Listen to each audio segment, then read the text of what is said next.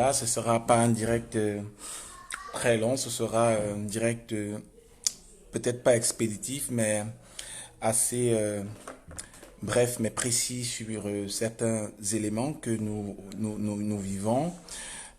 Déjà, je tiens à vous dire que la nouvelle est tombée il y a quelques heures. Notre ami et confrère et frère de la lutte, Paul Chouta, est, a été désigné parmi les 10 journalistes dont la situation est la plus préoccupante dans le monde entier. C'est-à-dire que c'est la coalition internationale pour la liberté de la presse qui justement a publié annuellement la liste des journalistes ou encore des pays qui portent atteinte régulièrement à la liberté de la presse. Et Paul Chouta est en quatrième position.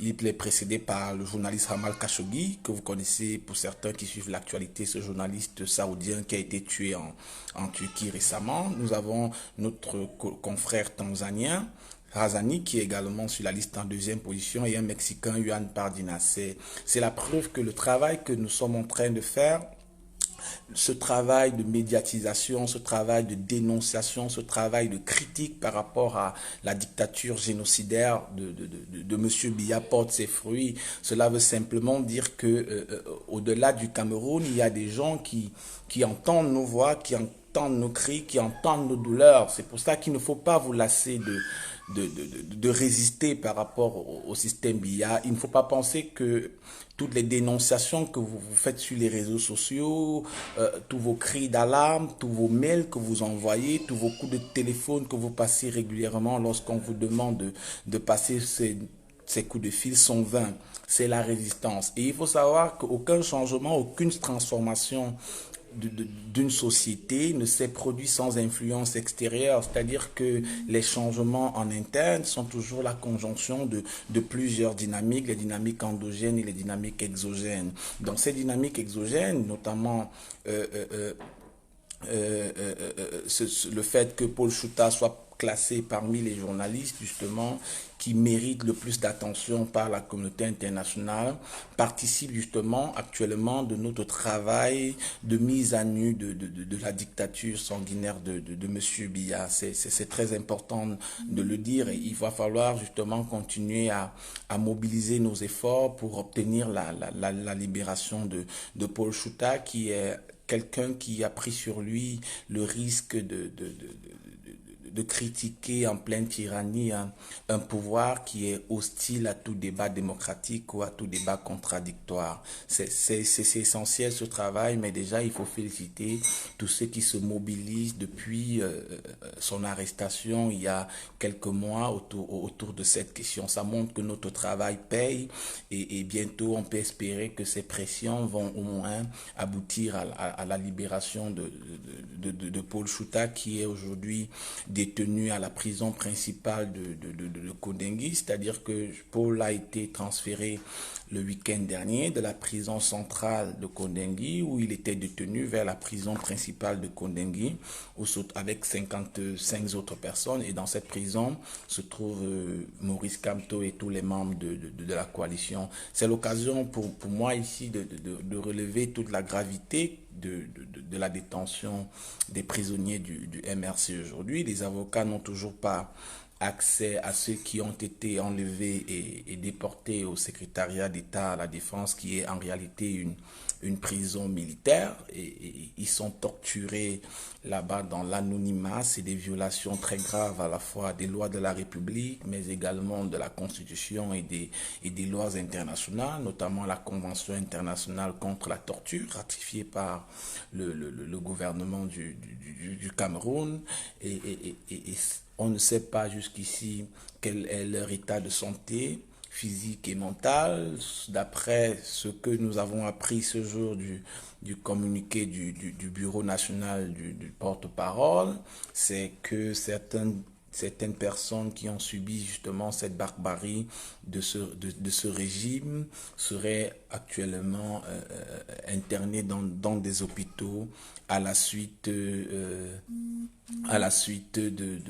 violences qu'ils ont subies. C'est vraiment un climat très délétère, c'est une volonté à la fois d'éteindre la résistance, mais également de bâillonner tous les processus démocratiques qui peuvent susciter un éveil de conscience dans notre société. Et c'est très important en réalité que nous puissions dénoncer ce comportement et que nous puissions porter à l'attention de la communauté internationale toutes ces violations des droits de l'homme actuellement en cours au Cameroun. Et c'est pour ça qu'il faut toujours, dans cette logique de dénonciation, continuer à appeler au téléphone ces organisations. Il faut toujours continuer à crier notre ras-le-bol parce que justement le cas de Paul Chouta illustre clairement le fait que notre dénonciation paye. Aujourd'hui, Paul Chouta dans le monde entier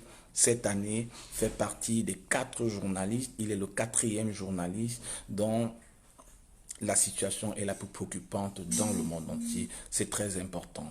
Maintenant, on sait également qu'il y a eu cette semaine cette sortie assez maladroite, il faut le relever de monsieur Sosten Médard Lipote, qui est en réalité le secrétaire national à la communication du MRC, à l'encontre du porte-parole de Maurice Kamto, Olivier Boubounissa. Pourquoi je reviens sur cet élément? Je reviens sur cet élément simplement parce que d'un point de vue moral, il y a un problème dans sa démarche, c'est-à-dire que il y a dans une organisation tout un ensemble de processus, il y a un ensemble de mécanismes qui permettent à une organisation de régler des problèmes.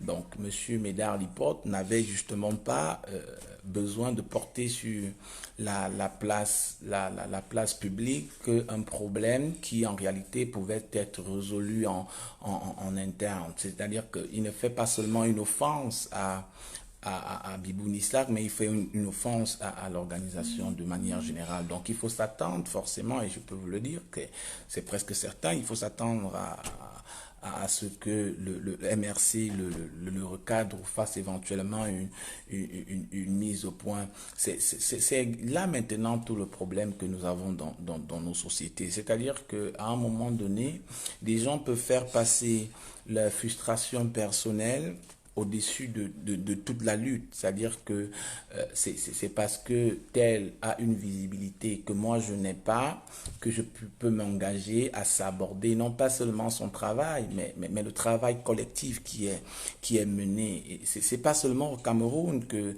ça se joue, on va y revenir tout à l'heure, ça se joue également au sein de la diaspora. Donc il est vraiment important que les Camerounais apprennent à taire leur ego personnel, que les Camerounais apprennent véritablement à travailler pour la collectivité. Donc la sortie de Sosten était très maladroite, elle est d'autant plus maladroite en réalité parce que Bibou Nissak est le porte-parole de Maurice Kamto, mais Maurice Kamto n'est pas enfermé seul à Konegi. Maurice Kamto est à la tête d'une coalition, une coalition dans laquelle se trouve également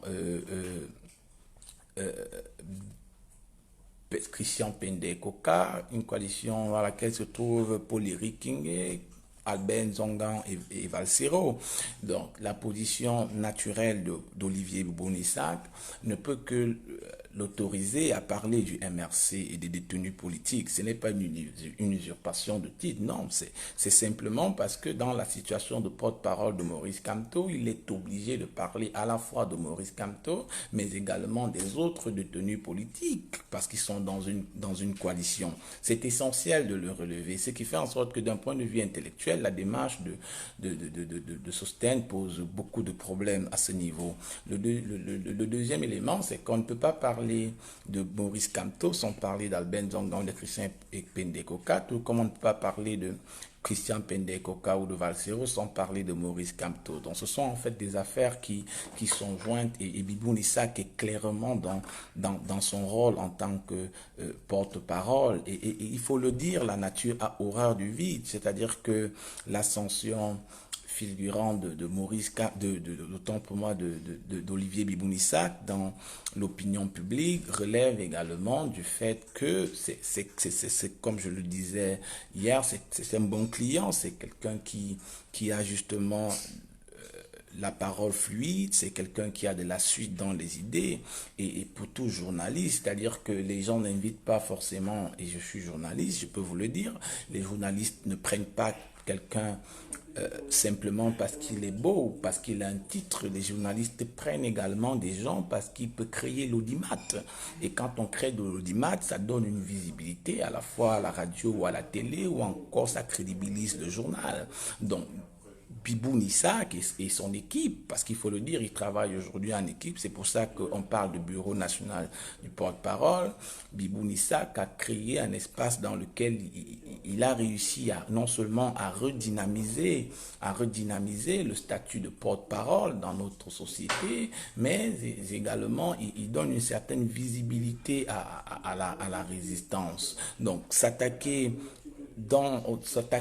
aussi frontalement à quelqu'un des nôtres ou à l'un des nôtres, ce n'est pas seulement maladroit, mais c'est véritablement tenter de jeter un flot dans l'opinion publique, c'est également tenter de briser cet élan de solidarité qui encadre la résistance. Maintenant, pour revenir au point le plus important de la discussion de ce jour, je suis personnellement très embarrassé par les événements en cours. C'est-à-dire que, comme vous comme moi, nous observons depuis bientôt un mois toute une ribambelle de discours sur la toile qui tendent à criminaliser les uns, victimiser les autres, diaboliser certaines personnes qui sont engagées véritablement dans cette lutte. C'est à la fois très malsain, mais ça porte préjudice à la lutte. Ça, il faut le dire. Je commence peut-être avant d'aborder ce point, de vous raconter mon histoire personnelle, parce qu'à partir de là, vous pourriez comprendre en réalité ce que je suis en train de vous dire. Vous savez, j'ai été très impliqué dans le projet de Génération Change TV avec Monsieur Ganon, notamment dans la constitution des équipes de travail et dans le lancement des programmes. Vous savez également que je suis parti de DCTV, mais ce que vous savez plus, c'est que j'ai été traité de voleur de matériel pendant 6 mois, en dépit de toutes ces attaques, qui à 99% n'étaient pas vraies. Je dis bien à 99% n'étaient pas vraies. Vous ne m'avez pas entendu réagir. Pas parce que je n'avais pas mal au cœur, pas parce que je n'étais pas frustré par rapport à tout ce qui était dit, pas parce que je ne savais pas qu'il mentait. C'est-à-dire que moi, mes parents savent que moi, je ne sais même pas clouer un marteau au mur. Je ne sais pas clouer, donc c'est pas utiliser une caméra avec des pylônes, des images que je vais savoir faire. Moi, je suis d'abord journaliste de presse écrite. Donc, la télé, je fais des débats, mais je ne suis pas technicien en télé. Ça veut dire que le matériel, en fait, n'était pas essentiel. Mais vous avez vu comment, en dépit du fait que j'avais demandé, j'avais clairement indiqué qu'il puisse venir prendre son matériel, il m'a diabolisé pendant 6 mois. Il m'a diabolisé, moi j'avais recruté les équipes, j'avais fait les programmes, j'étais en contact avec les gens et j'avais dit à un moment donné que je me sépare de ce projet parce qu'en janvier 2019, j'avais dit on ne peut pas faire un projet éditorial qui donne la parole à l'Ambazonie, qui fait la propagande de la sécession si on fait un projet éditorial qui soutient Maurice Kamto. C'est-à-dire qu'un journal a une idéologie, un journal a une vision. Un journal, ce n'est pas simplement des gens ou des camarades de classe qui s'asseyent et viennent rédiger ce qu'ils pensent. Ils viennent écrire ce qui leur vient par la tête. Non, un journal, c'est quelque chose qui est pensé, qui vise à produire un discours, qui vise à inculquer certaines valeurs dans la société. Donc, lorsqu'on décide de servir Maurice Kamto, lorsqu'on décide d'avoir un produit intellectuel qui accompagne Maurice Kamto, il faut s'assurer que tout ce qui est contenu dans ce journal puisse refléter la personnalité de l'individu. Et je l'avais dit à l'époque, Maurice Kamto n'est pas d'accord sur la propagande des sionistes, il n'est pas d'accord sur la sécession, et moi je ne peux pas parce que j'ai été associé à ce projet pour soutenir et pour défendre d'un point de vue médiatique Maurice Kamto. Nous nous sommes séparés sur cette question et j'ai été par la suite diabolisé. Mais à aucun moment vous ne m'avez entendu dire un seul mot sur toutes ces accusations malsaines. Je dis bien à aucun moment. Cela ne veut pas dire que je n'avais pas des choses à dire. Cela ne veut pas dire que je ne pouvais pas le dire. Non, mais c'est parce que lorsque nous sommes dans la résistance, on peut avoir des désaccords, mais nous devons avoir la capacité de transgresser nos désaccords, de transgresser nos inimitiés pour mettre la lutte au-dessus de tout. C'est de cela qu'il est question. C'est-à-dire que ce n'est pas parce que celui qui était mon ami hier m'invective aujourd'hui que moi également je dois plonger dans l'invective pour lui régler un compte. Non. Si ma démarche ne sert pas l'intérêt de celui pour qui nous prétendons travailler, à savoir Maurice Kamto, si ma démarche ne sert pas la libération du peuple camerounais et qui peut être assimilé à juste un instrument de distraction, je n'ai pas à réagir. Je dois transgresser ma colère, je dois me taire. C'est pour ça que je me suis retenu, en dépit du fait que 90... D'ailleurs, certains m'appellent toujours voleur, il m'a collé le nom d'Elundu. Dans la démarche d'Elundu, il y avait à la fois une perversité tribale, en m'appelant Elundu, mais dans la démarche de voleur, il y avait également une volonté de décrédibilisation. Mais je comprenais tout cela.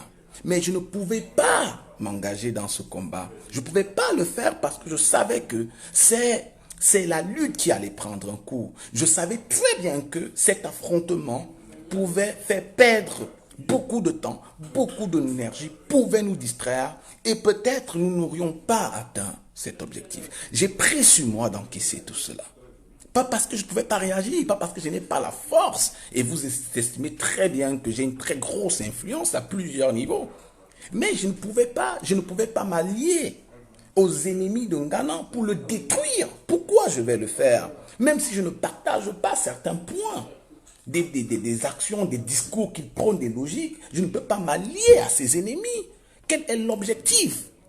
Notre objectif, c'est de faire tomber M. Biya. On peut avoir des divergences, on peut avoir des désaccords très profonds, mais il faudrait que nous puissions avoir le consensus de base. Et le consensus de base dans la résistance, c'est de faire partir M.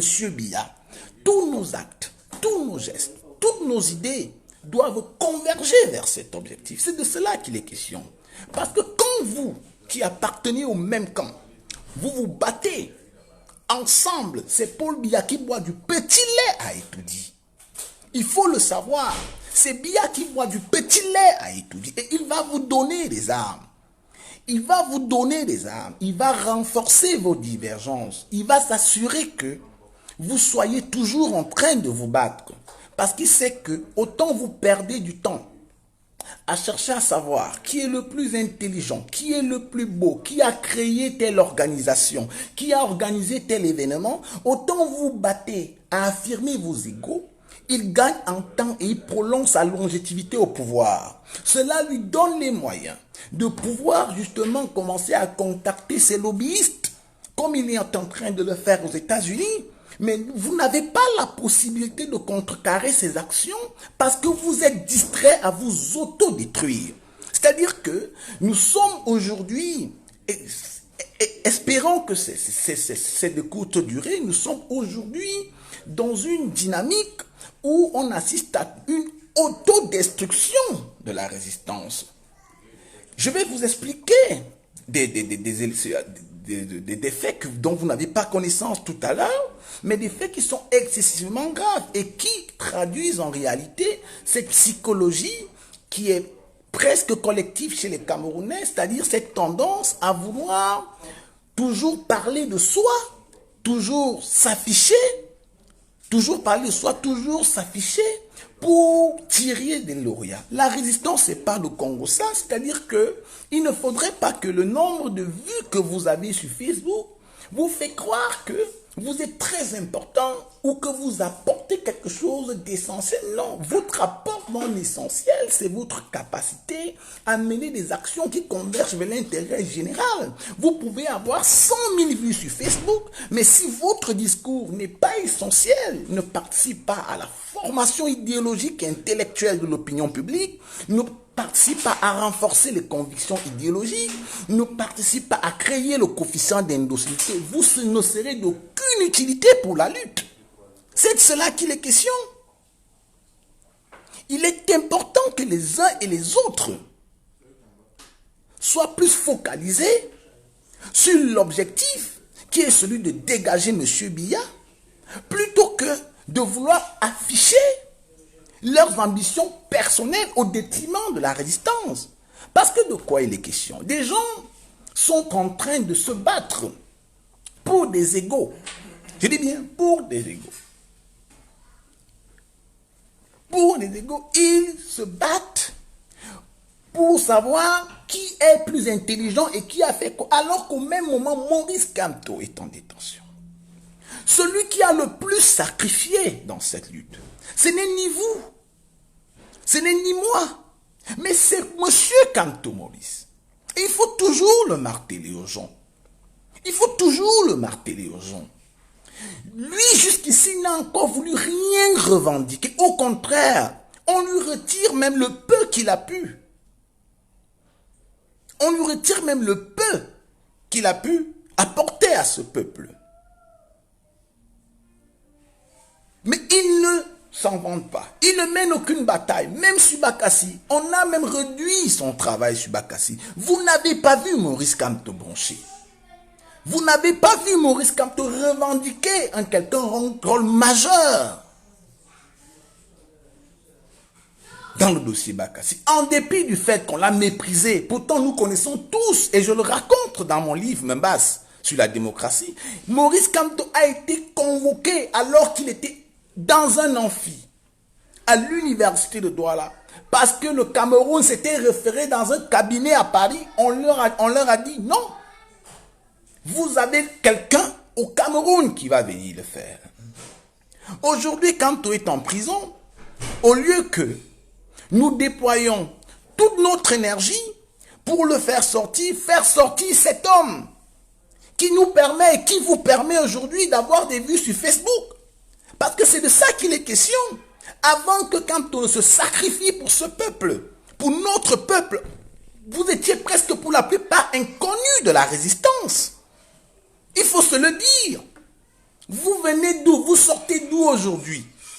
Pour vous approprier la lutte, pour prétendre être les maestros, les gens les plus importants, des gens qui ne peuvent pas taire leurs sentiments, leur colère, leurs égos pour l'intérêt collectif. Qui êtes-vous? Qui êtes-vous? Avant lui, on ne vous connaissait pas. Monsieur Biya a repris tout récemment toute une campagne de lobbying aux États-Unis, en France. Il n'y a pas que les manifestations dans la résistance. Il y a les lobbying auprès des parlementaires, auprès des sénateurs, auprès des hommes de médias, auprès des organisations internationales, auprès des institutions internationales. Il y a tout ce travail systématique. C'est-à-dire que c'est un travail systématique qui nécessite du temps, qui nécessite de l'énergie, qui nécessite de la coalition des forces, qui nécessite un recul stratégique. Mais au lieu que des gens s'asseyent, mettent ensemble leurs intelligences pour voir comment ils vont mettre un terme à la dictature, ils passent le temps sur Facebook à faire du Congo-ça. La résistance, ce n'est pas le Congo-ça. Qu'elle a créé ceci, moi j'ai arraché cela, il est sorti avec telle femme, il doit tout unir, il doit ceci, il doit ça. C'est pas ça la résistance. J'y reviendrai sur ces éléments par la suite. On ne peut pas continuer comme ça. Je comprends les uns et les autres. Je sais qu'il y a des colères qui sont parfois difficiles à noyer. Je sais que certains peuvent se sentir frustrés par la démarche de certains. Je sais également qu'il y a des leaders qui, par leur comportement, peuvent paralyser le travail collectif. Je le sais. Mais nous devons avoir la capacité de toujours penser que l'homme est faillible. C'est dans la faillibilité de l'individu que naît toute notre intelligence. C'est pour ça que nous travaillons ensemble. C'est pour ça qu'il y a le mot organisation. C'est pour ça qu'il y a le mot machine. Nous sommes dans un contexte où on ne peut plus se permettre de tolérer des égarements. Monsieur Biya est au pouvoir depuis 36 ans. 37 ans déjà. 37 ans de dictature lui a donné le temps d'infiltrer les milieux politiques, les milieux journalistiques, les milieux scientifiques, qui peuvent lui permettre de rester au pouvoir aussi longtemps que vous voulez. Et Maurice Kamto, que certains défendent, a parlé de mettre un terme à la dictature à huis clos. La dictature à huis clos. Et j'ai eu des entretiens dont je ne peux pas relever le contenu aujourd'hui avec certains journalistes qui m'ont effectivement confié que le régime de Biya crée cette culture de la dictature à huis clos. Ça veut dire que nous devons avoir la capacité de briser cela. Celui qui a brisé la dictature à huis clos, principalement, c'est Maurice Kamto. Je le martèle toujours. C'est important. C'est important parce que quand nous agissons au nom d'un homme, assurons-nous que nous respectons les principes de son action, les valeurs qu'il défend. C'est essentiel. Il y a toujours un guide. Il n'y a pas de révolution sans guide. Et le guide de cette révolution, c'est Maurice Kamto. Mais il ne suffit pas de dire Kamto rien pour s'identifier à Maurice Kamto, pour travailler pour Maurice Kamto.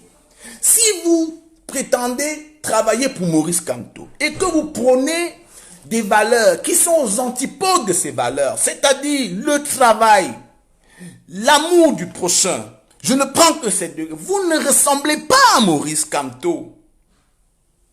C'est de cela qu'il s'agit. Ce n'est pas seulement un slogan. Beaucoup de sympathisants, de supporters de Kamto sont des Kamtoriens en réalité. Parce que ça mêle ça. Mais nous devons avoir le recul nécessaire. Parce que Kamto, ce n'est pas seulement le nom, ce n'est pas seulement l'individu, c'est tout un projet. Il y a un texte que vous devez lire, qui se trouve dans mon livre. Un texte de 2014, où il parlait de la tentative d'exister. Allez chercher ce texte. Et vous allez lire un homme qui a tout un projet pour une société. Mais cet homme ne s'est jamais mis en avant dans cette lutte. Vous le voyez, il parle très peu. Il ne revendique rien. Il ne cherche pas à s'accaparer la résistance. Il parle, il nous remercie toujours. Il remercie le peuple camerounais. Il remercie les membres de sa coalition. Il se met difficilement en avant. Il tait son propre ego pour la lutte, pour libérer le Cameroun. Pourquoi vous qui prétendez vous battre, vous ne pouvez pas taire vos égos pour libérer ce pays? C'est de cela qu'il est question. Il ne sait à rien de... Et ce n'est même pas responsable, ce n'est même pas sérieux de travailler en équipe avec des gens et venir exposer sur la place publique des confidences privées, des stratégies. C'est irresponsable. C'est-à-dire, je le dis, même pour vous-même qui voulez travailler, vous qui cherchez de l'emploi demain, on ne peut pas vous prendre au sérieux. On ne peut pas prendre au sérieux quelqu'un qui, à tout moment, va venir déverser sur la place publique des stratégies d'une entreprise. C'est pas possible. Ça ne fait pas crédible, cela. Ça ne fait pas du tout crédible. Ça montre très bien qu'il y a un déficit intellectuel, mais également, il y a un déficit en termes d'éducation politique. C'est de l'éducation politique également dont il s'agit. Vous ne pouvez pas tout vous permettre au nom des vues sur Facebook. Vous ne pouvez pas tout vous permettre au nom du fait que vous allez marcher dans la rue, on va vous dire bonjour, on va vous inviter à manger un plat ou boire une bière. Vous ne pouvez pas vous permettre cela. Parce qu'à ce moment, vous sacrifiez non pas seulement notre destin, mais le destin de tout un peuple. Et vous êtes aux antipodes des valeurs prônées par Maurice Kamto. Parce que cet homme a tout léché. Il était le conseil de la Guinée équatoriale. Il était le conseil de la Guinée équatoriale. Vous pouvez imaginer les centaines de millions de francs CFA qu'il pouvait gagner dans cette affaire. Je prends seulement cela. Je vous laisse tous les autres dossiers qui étaient en instance. Il a laissé cela pour s'engager dans la résistance. Il a laissé ce prestige pour aller à Kondengui. Aujourd'hui à Kondengui, Maurice Kamto dit au gouvernement camerounais, libérez tout le monde, libérez-les et détenez-moi. Libérez-les et détenez-moi. Ça traduit quelque chose de très profond chez un individu. Ça traduit une conscience collective, un amour pour le prochain.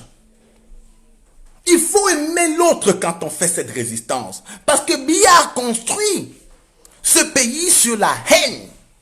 Biya a construit ce pays sur la division. Biya a construit ce pays sur la mort. Pour battre M. Biya, il ne suffit pas seulement que nous organisions des marches. Il ne suffit pas seulement que nous crions sur Facebook que Biya est mauvais, Biya est un génocidaire, Biya est un dictateur. Pour battre Biya, il faut le battre sur le terrain de la morale. Il faut le battre sur le terrain des valeurs. C'est essentiel ce que je suis en train de vous dire. Vous ne pouvez pas penser que vous allez battre Biya en reproduisant, je dis bien en reproduisant au sein de la résistance tous les mécanismes de gouvernance orchestrés par M. Biya. C'est de cela qu'il s'agit. C'est de cela qu'il s'agit. Monter les uns contre les autres. Créer la haine entre les leaders. Entretenir la confusion dans l'espace public. Juste pour penser qu'on a un rôle prédominant. Juste pour penser que nous sommes influents. Vous ne pouvez pas, parce que vous ne défendez pas Maurice Kamto. Vous travaillez pour M. Biya. La bataille, elle n'est pas seulement politique. Elle est également morale et elle est également intellectuelle. Je sais que ce discours peut passer dans la tête de certains qui diront « Ah, Boris Berthold dit quoi ?» Oui, je sais. Je sais qu'il y a beaucoup dans cette résistance qui justement pensent qu'il suffit d'avoir 2000 vues, 3000 vues sur Facebook et croient qu'on peut dire tout. On ne dit pas tout. Comme on n'écrit pas tout. C'est très important. Et il faut toujours s'inspirer du profil de Kamto pour comprendre cela. C'est quelqu'un qui est très méticuleux. Il est très méticuleux. Non seulement il ne parle pas beaucoup, mais il ne dit pas tout. Il a mis en garde. Et quand vous lisez Memba sur la démocratie, mon livre, vous comprenez très bien que dès 2013, Maurice Kamto a mis en garde le régime de Yaoundé sur la bataille en cours. C'est-à-dire que il a pris son temps. Il s'est préparé. Il s'est organisé.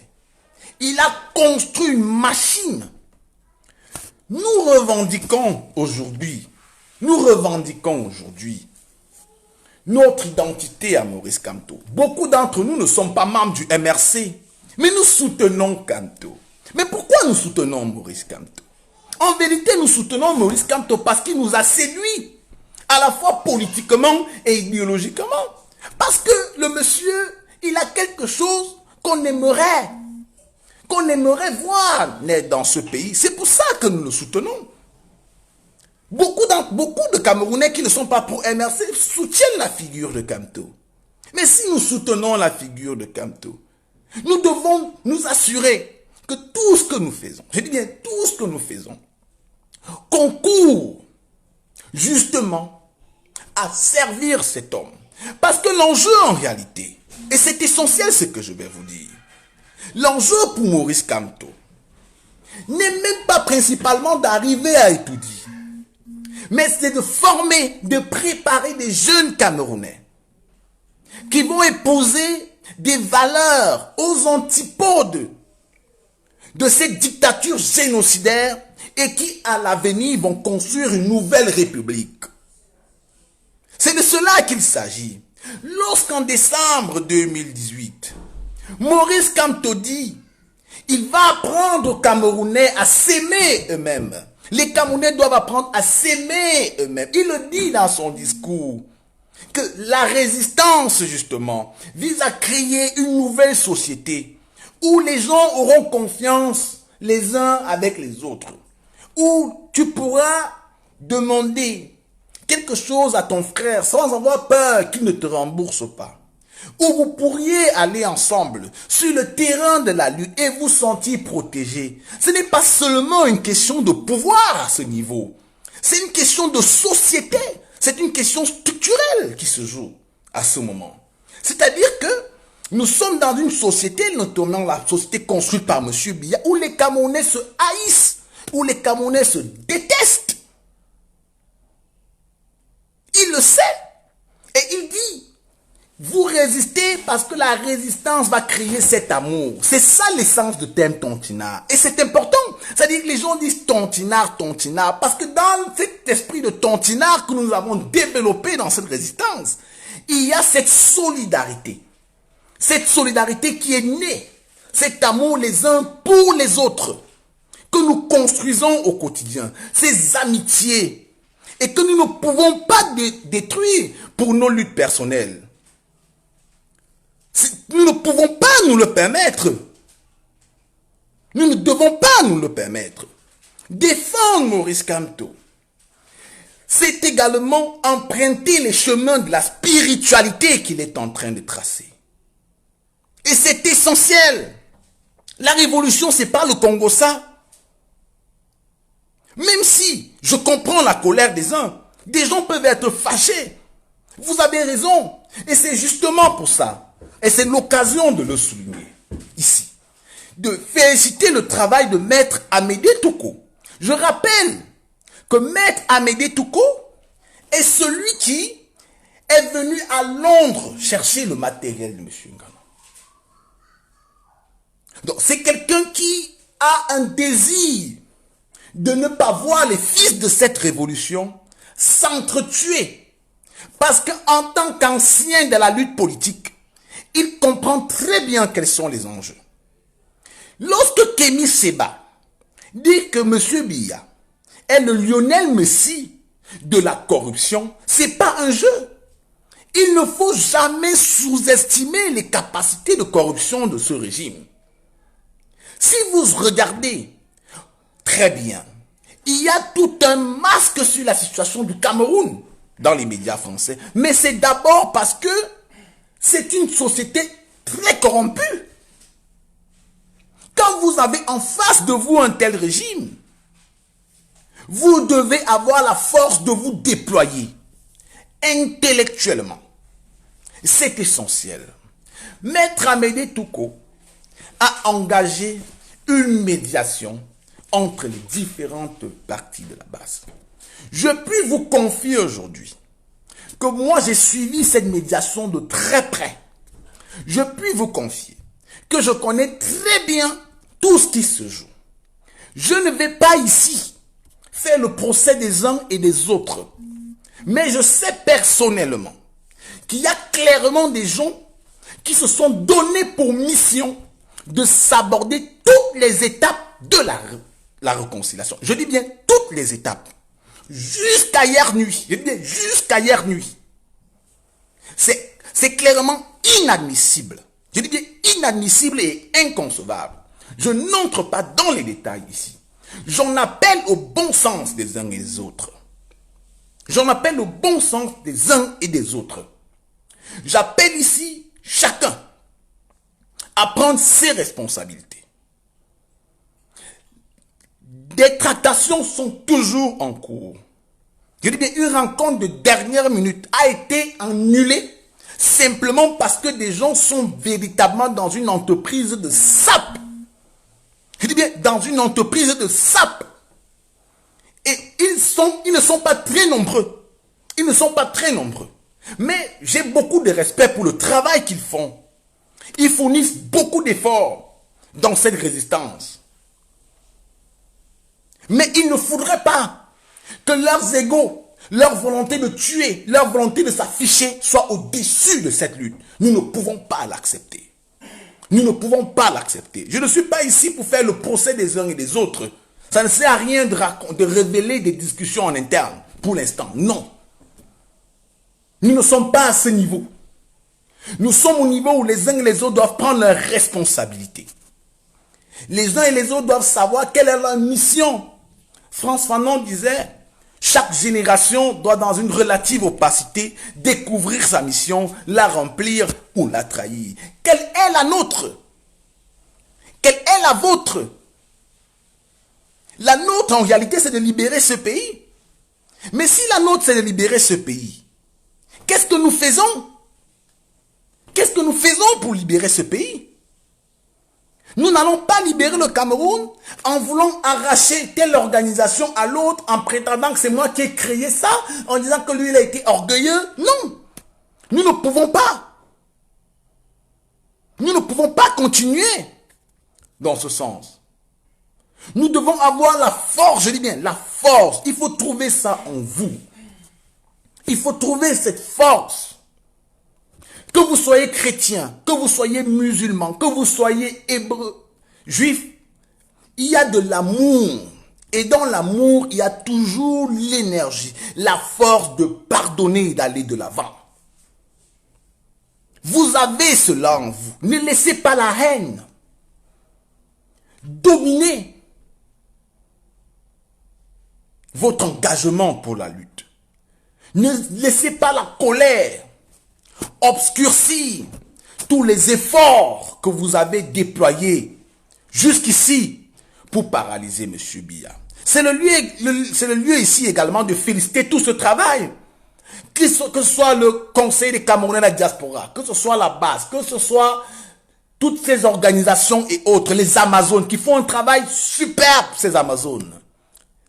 Et vous avez jusqu'ici réussi un travail formidable dans l'histoire des luttes politiques en Afrique. Et forcément, on écrira un jour votre histoire. On écrira un jour votre histoire. On dira qu'à un moment donné de ce pays, il y a des gens, il y a des acteurs qui, dans la diaspora, ont décidé de s'engager. Ont décidé de prendre sur eux la lutte. On le dira. Et vous avez vu, avec Genève, vous avez réussi à faire partir un chef d'État d'un séjour privé. Ce sont des victoires que vous avez engrangeées. Et ces victoires sont essentielles. Vous ne pouvez pas atteindre un tel niveau dans la résistance à l'échelle continentale et sombrer dans des luttes intestines pour un problème d'ego, pour des rivalités qui non seulement ne vous renforcent pas individuellement, pourrissent la lutte, deuxièmement, mais également tuent l'homme pour lequel vous prétendez défendre, à savoir Maurice Kamto. Prenez par exemple le cas de Max Seigneur Ivoire. Regardez tout ce que ce jeune déploie au quotidien. Pour entretenir l'opinion. Jamais il n'a revendiqué quoi que ce soit. Pourtant, il aurait pu revendiquer quoi que ce soit. Il aurait également pu vouloir s'afficher comme leader en permanence. Mais il ne le fait pas. Pourquoi? Parce que l'objectif n'est pas atteint. Maurice Kamto est toujours en prison. Vous avez Maître Amédée Toukou, qui sort de toute sa réserve, qui sort du confort dans lequel il aurait pu se confiner pour engager une médiation afin d'apaiser le climat au sein de la résistance. Mais non seulement, Vous sabordez les initiatives qu'il entreprend, mais vous décidez de vous attaquer à cette personne. Mais attendez, attendez les amis. Les amis, attendez. Soit vous vous battez pour la résistance, soit vous vous battez pour le camp d'en face. Il n'y a pas deux issues. Il n'y a pas deux issues. Et il faut que je vous le dise. Il n'y a pas deux issues. Soit vous êtes pour la résistance, soit vous êtes pour le camp d'en face.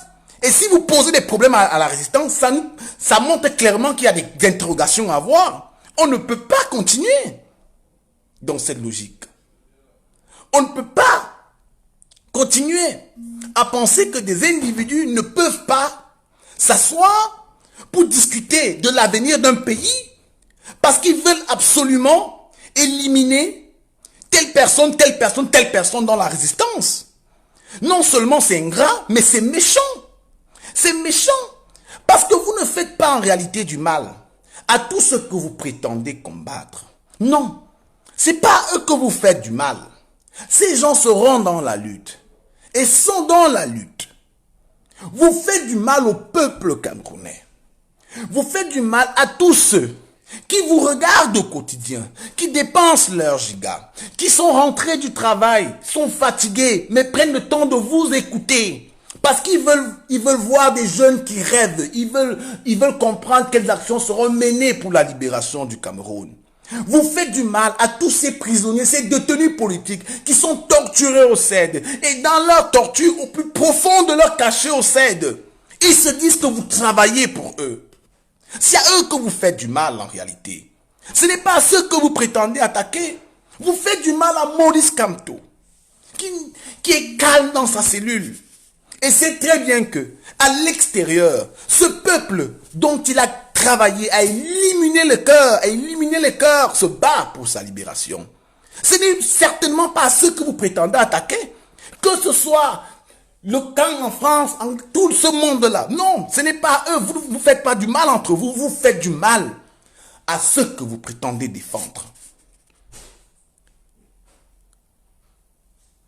C'est de cela qu'il s'agit.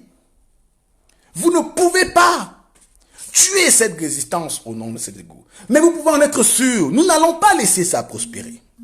La médiation de Maître Amédée Touko va certainement se poursuivre. Il va certainement chercher à trouver un climat d'apaisement. Nous allons suivre cela de très près. Mais il est important que toutes ces organisations, tous ces groupes, vous n'êtes pas obligés de vous aimer. Vous n'êtes pas obligé de manger à table ou de vous rencontrer tous les week-ends dans des boîtes de nuit. Non, mais vous êtes obligé de travailler ensemble. Lorsqu'on est dans une boîte, lorsqu'on a un objectif, on travaille pour la même cause. Nous pouvons ne pas nous aimer, mais nous avons un objectif commun. Et c'est cet objectif qui est le ciment, qui est la base de notre engagement. C'est de cela qu'il s'agit. Mais faire des réunions nocturnes, vous vous imaginez jusqu'où vous êtes tombé? Faire des réunions nocturnes jusqu'à 5 heures le matin, 4 heures le matin, pour élaborer des stratégies, pour détruire vos camarades de la résistance. Vous ne faites pas des réunions pour savoir comment, sur les 400 parlementaires, les 450 parlementaires de l'Assemblée nationale ou les 700 de l'Union européenne, vous allez adresser à chacun un email ou une lettre. Vous ne faites pas ce type de réunion pour identifier toutes les organisations pays par pays, toutes les organisations de droits de l'homme en France, en Grande-Bretagne, en Allemagne, qui travaillent sur les questions de droits de l'homme, afin de les saisir individuellement pour porter le cas du Cameroun. Vous ne faites pas des réunions jusqu'à 5 heures du matin sur ces sujets, mais vous faites des réunions jusqu'à 5 heures le matin pour voir comment vous allez détruire telle d'une autre organisation. Mais c'est aux antipodes de toutes les valeurs prônées par Maurice Kamto. Vous ne dépendez pas de Kamto, je suis désolé. Peut-être beaucoup d'entre vous n'ont même pas encore suffisamment lu ces discours. Vous en aurez rendu compte, vous aurez rendu compte vous-même de votre lâcheté Et il ne peut que vous mépriser s'il est au courant de ce genre de choses. Vous ne pouvez pas. Mais quel est ce niveau de haine? Jusqu'où? Jusqu'où êtes-vous prêt à aller?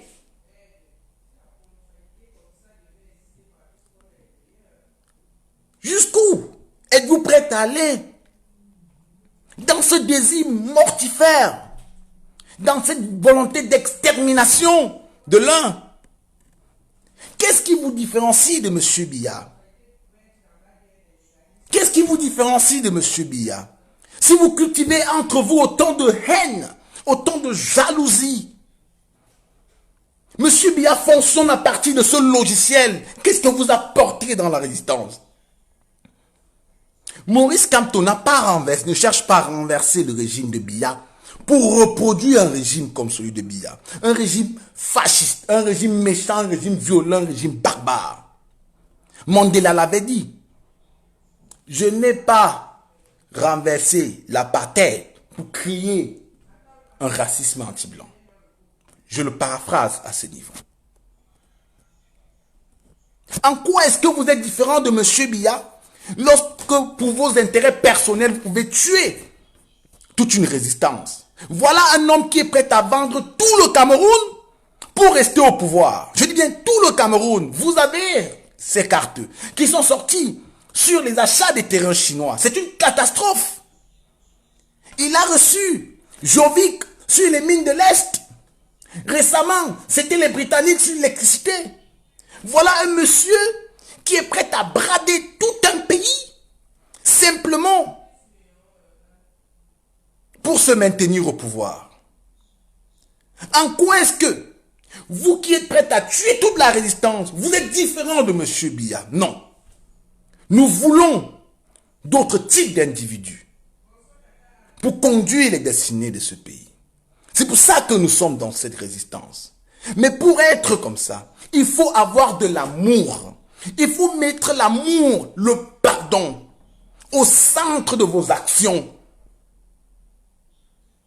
au centre de vos valeurs, au centre de votre engagement. J'entends Kamto rien, corps, mais c'est un bon slogan, tout comme JSK. Mais si corps, c'est pour torpiller la résistance, non. Il faut, corps justement doit pouvoir incarner ces valeurs de rassemblement, cet amour du prochain.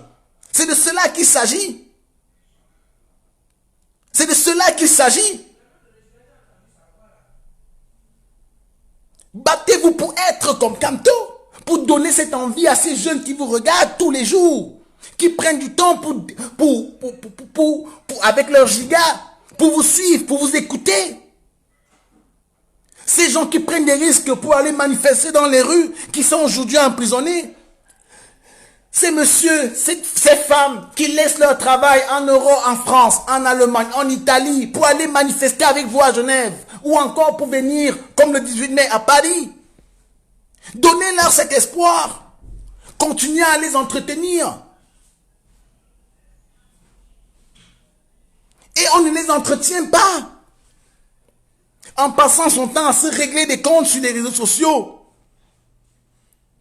On entretient ces catégories en diffusant un discours aux antipodes de tout ce que le régime de M. Biya prône. C'est de cela qu'il s'agit.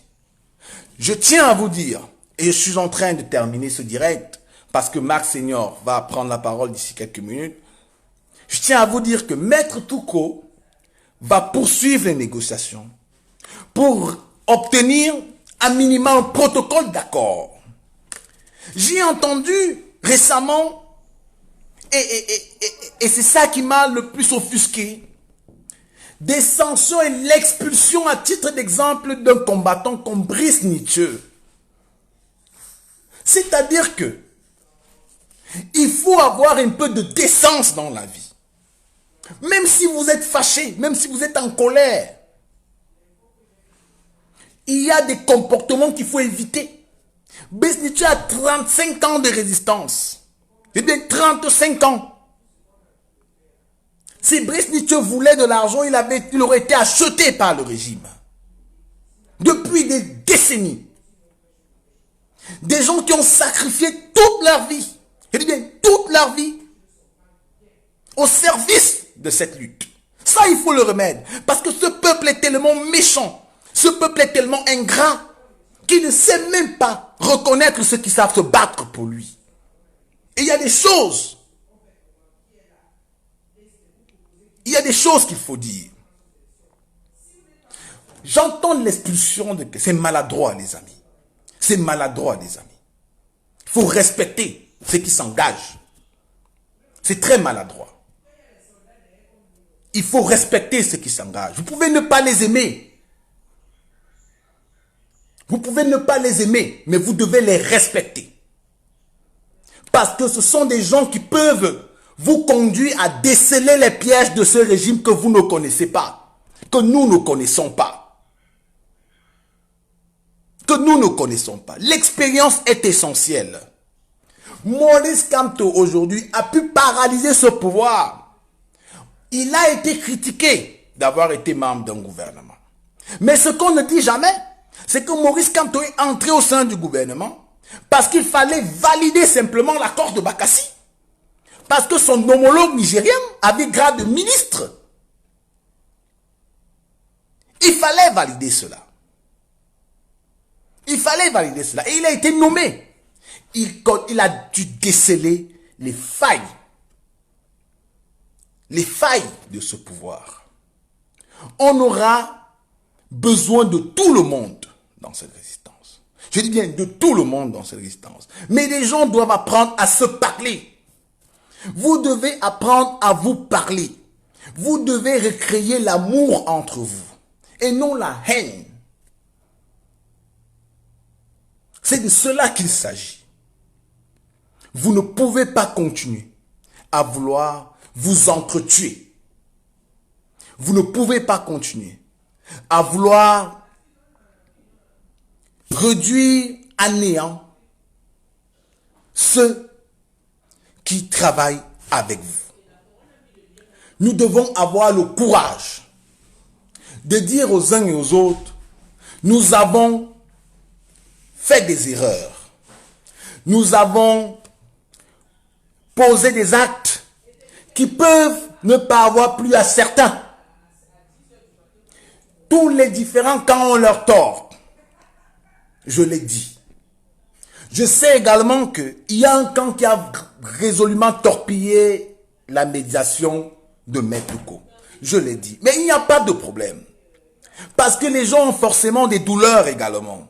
C'est aussi ça qu'il faut comprendre. Et nous, nous comprenons cela. Ils ont des douleurs qui veulent faire ressortir des colères. Mais l'heure n'est plus. Ça fait 2 mois que vous passez ce temps à le faire. Nous pensons qu'il faut arrêter. Il faut arrêter. Il faut réapprendre à se parler. Il faut réapprendre à discuter. Il faut retrouver en vous, aller puiser au fond de vous tout cet amour que vous avez reçu dès l'enfantement. Vous verrez que vous retrouverez l'énergie à la fois de pardonner, mais également de mieux vous battre. Vous pouvez le faire, mais vous avez besoin à la fois de l'audace, mais également de la volonté. L'audace et la volonté seront nécessaires dans cette lutte. Vous ne pouvez pas vous permettre de tuer ce pourquoi vous vous êtes battu. Chacun d'entre vous a déjà beaucoup sacrifié. Vous avez déjà beaucoup donné dans cette affaire pour laisser la voie au régime Biya de torpiller tout le travail pour lequel vous vous êtes engagé. Quelqu'un me demande si je suis prêt à parler à M. Ngano. Mais vous n'avez pas, ça veut dire que la personne n'a pas suivi mon direct. Oui. À parler. Même si je ne partage pas certains points sur lesquels il est focus. Moi, mais je n'ai pas de haine vis-à-vis des gens. Notamment vis-à-vis des combattants. Pourquoi je vais les haïr? Il ne faut pas haïr ceux qui sont avec vous. Maître Touko va forcément poursuivre cette médiation et espérons qu'au terme de cette médiation, nous aurons un cessez-le-feu, un accord, un protocole entre les combattants qui leur permettra de préparer les prochaines échéances, notamment la marche de Bruxelles, qui est prévue d'approximativement un mois, mais également la grande marche de Paris. Merci et bonne soirée.